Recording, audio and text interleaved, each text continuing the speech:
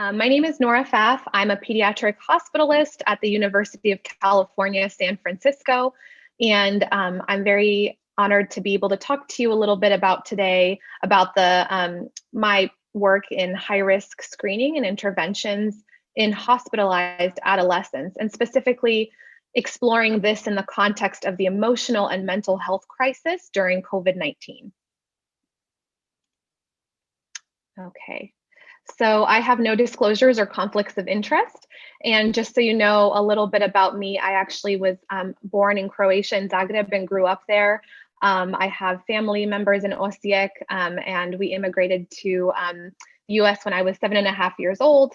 I did my medical school in Cleveland, Ohio, and my pediatric residency in Los Angeles, and then came back to San Francisco to do my fellowship in hospital medicine. And I'm practicing there as a physician now. So my objectives for you all today is to describe the current trends in pediatric and adolescent hospitalization rates during COVID, to discuss the HEADS framework for adolescent risk behavior screening, and to discuss past and current research to increase this sort of screening and intervention in the hospital. So I like to always start with a clinical case, and this is a real case that I just had 2 weeks ago in the hospital, a previously healthy 16-year-old girl with a chief complaint of abdominal pain for the past 3 months associated with a 15-kilogram weight loss over 2 months. And her current weight is a total of 36 kilograms, so very underweight for her size, for her age. Was previously admitted at a different children's hospital and had a very thorough workup that was unrevealing to any medical cause, and is now here for a second opinion and treatment of malnutrition. Okay, so just keep this case in mind and we'll come back to it at the end, but just sort of start to think about what could be going on in this case and why is this case important to this talk. So during COVID, you all have probably seen both in the news media and maybe even in medical journals that COVID-19 is really starting to fuel a mental health and behavioral health crisis for the world's youth, particularly for teenagers. And there have been many journal articles that have been starting to explore this trend in all sorts of, like I said, medical journals and lay media.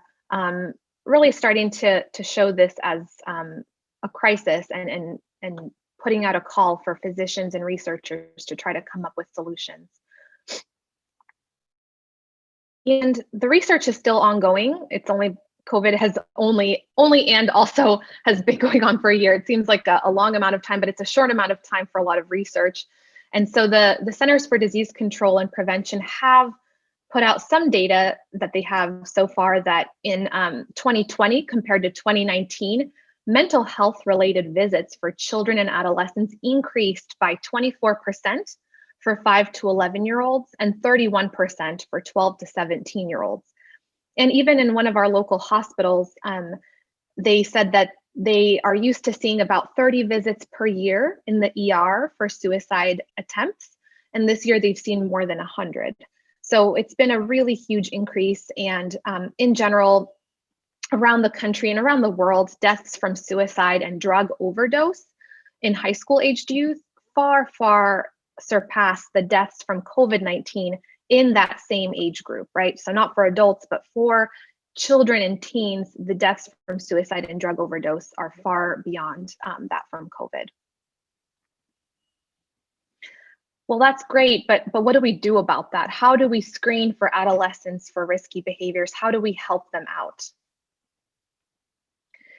In the US and in other countries, I know Australia, I'm not sure about other countries in Europe, but we have this thing called the HEADS framework. It's an assessment to ask adolescents about sensitive topics or potentially sensitive topics, going in order from the least sensitive topic to the most sensitive. So starting with things like asking about home life, education in school, activities that they do outside of school or with friends, substance use, sexual activities, and then finally finishing with mood and suicidal ideation.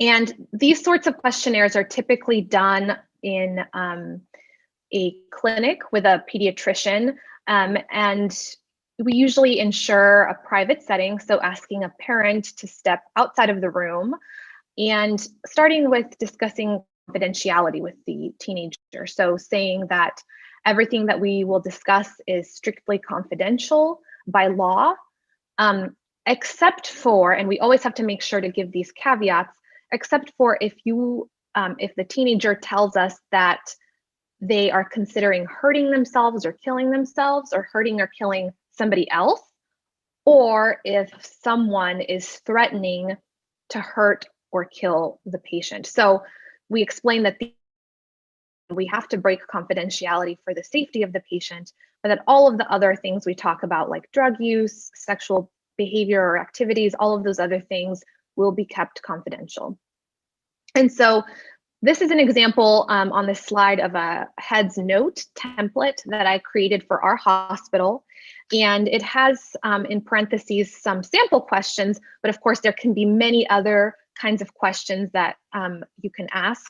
And it's really meant to be conversational. If you simply go through each question like an interview, it can be really intimidating for an adolescent. So really trying to establish that relationship with the patient and to make it as comfortable of a setting as possible, starting with things like, is there an adult figure in your life that you can confide in if something is bothering you? What grade are you in? What's your favorite part about school? And then when we move on to things that are more sensitive, like drug and substance use, first starting with things like, do any of your friends use drugs or alcohol, rather than asking right away, like, do you use drugs or alcohol? And then same with sexuality. All of these questions will be a little bit different, sort of depending on the age of the patient, right? The 12-year-old is going to have a much different understanding of some of these topics than an 18-year-old. So it's really important to sort of change the questions a little bit for the age group that you're dealing with. And finally, at the end, a lot of heads frameworks add on an extra S at the end for strengths. And I really like this because adolescents have a lot of strengths, actually. And so we focus on the negative and we focus on the risk behaviors, but actually it's really important to also think about a positive note to end on, and saying something like, tell me something you're really good at, or what are your strengths? Can sometimes catch them off guard when you're going through so many sort of risky behaviors and things that are negative, and really can make them think about positive aspects of themselves and help to empower them at the end of the interview. It's also really fun to hear sometimes their answers as well. Like I said, this type of questionnaire has been traditionally done in the outpatient setting, in the clinic, with a pediatrician. However, we know that risky behaviors are the leading cause of adolescent morbidity and mortality pretty much across the world. And it's been known too in literature that adolescents do not see their pediatrician regularly. There was one study that talked about how looking at 4 consecutive years, only 1% of adolescents were seeing their pediatrician on an annual, yearly basis for preventive care and checkups when they were not sick. And that's typically when these questionnaires are done. And so really, assuming that they were going to be discussed with their pediatrician was not the right way to do it, because adolescents were not going to their pediatrician at a rate that we would want. And so really, we need to use every encounter to screen adolescents for these risky behaviors, because they are such a high impact on their morbidity and mortality. And so thinking about, what do we do in urgent care, emergency departments, and hospitals for these adolescents? Well, studies have described some successful screening and interventions that have been done in the emergency department. And thinking about, what kind of questions, how can we modify that heads framework to be done quickly in a busy emergency room? However, there's been very limited studies done on hospital screening, inpatient screening, when an adolescent or a teen is admitted to the hospital long term. There's been very limited studies on that and what happens there. And as you can imagine, it's a very high yield time because the adolescent is just sitting in their room, in their hospital room, and we have this opportunity to be able to sit down and talk to them. The few studies that have been done, however, show very low rates of hospital screening across the risk behavior domain. So there's some studies that look specifically at sexual behavior risk screening or substance use risk screening, but looking at the full HEADS framework, the full screener, only 10% of adolescents that are hospitalized have been shown to get screened with the full screener. Qualitative studies, when interviewing adolescents and healthcare providers about their attitudes, how do you feel about doing this screening in the hospital, actually have shown that they're very positively open to screening. They want to talk to a provider, to a doctor about these issues, and providers generally think, hey, this is actually important to talk about with our patients. However, there's also been studies to show that there's some significant barriers to why this isn't being done in the hospital. Some of the barriers include privacy concerns from the adolescents and from the parents, thinking about, is this really important to be talking to my child about when my child is in the hospital with an illness? Or the adolescents feel like, is my privacy really being taken into account? And from the doctor's perspective, sometimes they feel like there are time constraints. They're busy running around seeing different patients throughout the hospital. Do they really have time to sit down and talk about this? Isn't it the pediatrician's job, the outpatient pediatricians? And finally, provider education. A lot of clinicians feel like, maybe they don't have enough education in doing this type of screening in the hospital. What if a patient says, yes, I am thinking about suicide, or yes, I am sexually active and I don't use protection. Well, what can we do in the hospital to address those positive screens? My group and I published a paper in Hospital Pediatrics just last month looking at this specific thing. So high-risk behavior screening rates and rates of intervention in hospitalized adolescents. And we found that of the 240 patients that we looked at retrospectively, only 2% had screening in all 5 of the following high-risk behavior or high-risk mood domains. So mood, sexual activity, substance use, abuse, violence, and suicidal ideation. Only 2% had screening in all 5. About 38% had screening in at least 1.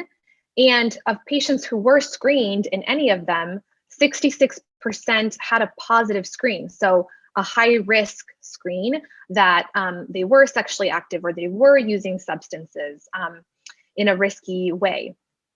And what we found was when we looked at interventions in the hospital, and these things included things like sexually transmitted infection testing or treatment, or a referral to a psychologist or a psychiatrist, patients who were screened were significantly more likely statistically to receive risk behavior related healthcare interventions. And this sort of makes sense, right?